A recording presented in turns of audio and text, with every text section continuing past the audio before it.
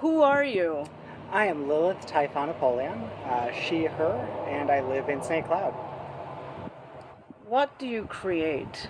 I destroy. I like to take things that have been made to the point of being pointless and unmake them, so that there's commentary, so that we can look at things a little differently.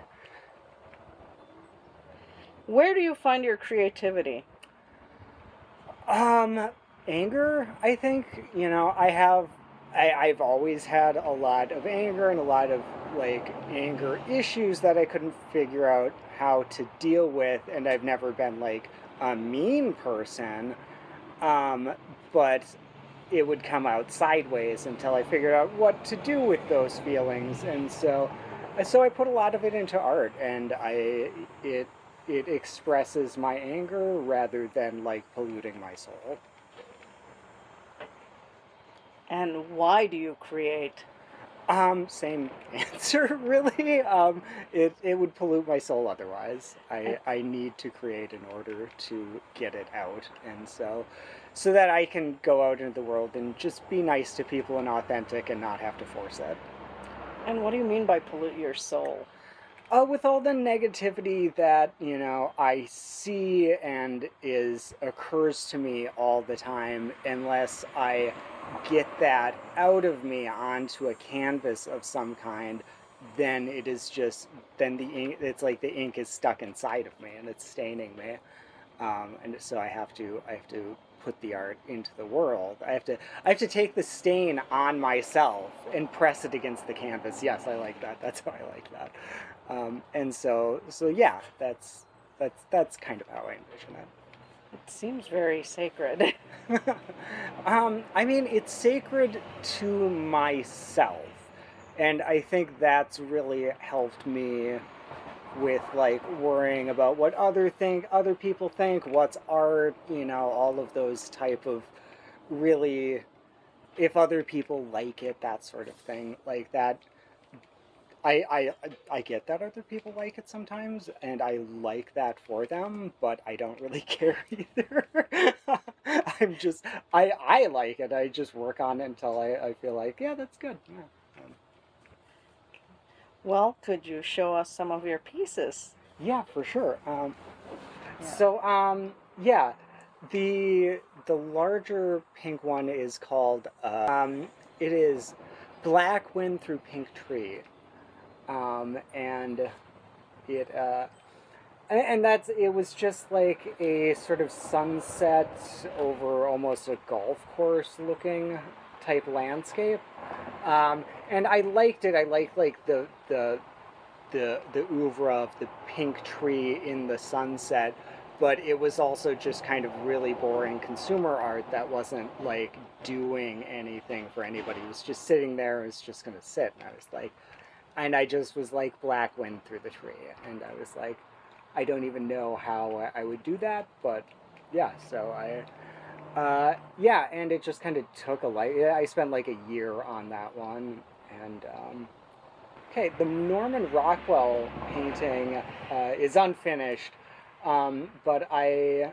immediately saw it and decided it was my version was going to be a picture of Baal and uh, Ashtarta, and yeah, I just I really like I'm frustrated every time I look at it because I don't know where I want to go with it. But I do like what I have going on with sort of the middle, the pairing there. Hearts of Wolves, that's what it was called, is the one with the red frame. That I made for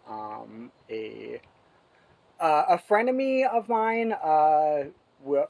She died about a year ago, but I'd made it for her because I was just sort of fat fat. What's the word? Fascinated, fixated, um, infatuated. I was sort of infatuated with her, and we had a frenemy relationship. It was my dream. I loved it. But so yeah, I just kind of poured those feelings out. It's got sort of, the idea of the painting is that it's supposed to be like a title card in the middle of an anime episode or something like that. Um, and yeah, and so she always used wolf imagery and symbology, so I named it Hearts of Wolves. And what was the other one? Oh, sure, the other one, I don't even remember. I'm sure somebody will recognize the painting and think I'm a heathen for not knowing that. I really probably should, given that it's famous and I worked all over it like I'm better than you or something, so maybe I should pay some sort of attention. But yeah, I had actually saw it and originally thought that there was just a couple who was afraid for, their livelihood, and were looking at the Irish potato famine, having not produced enough potatoes. No, I was holding up this thing, sorry. And I had decided that what's actually going on here is that what's being given birth to is the troubles that they had in Ireland because of all the oppression that happened after this. And so in this basket that I think is full of potatoes, I'm like, no, there's a living thing. And it turns out that this was a stillborn child that there, and I'm like, that is even more perfect. That is so exactly what I'm thinking about here. It was like what I was trying to present. I was trying to make it look like that sort of thing, and then it was already that. And I was like, okay, well, good. We're all on the same page here. And then my clothes, I just, I just like,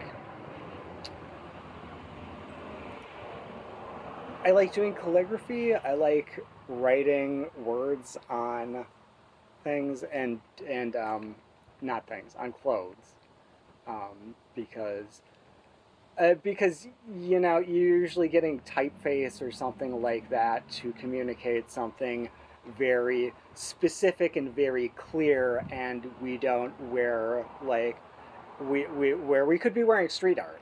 And that's what I like to do, is just put street art on my clothes, and it's a lot of that is really very much the same thing, in that I like to take these like high-end mall brands that are just that just fill all of the thrift stores and everything, and I'm like, how can I make this special? How can I make this fun and interesting, and not just a thing that was ripped up by a machine to look good.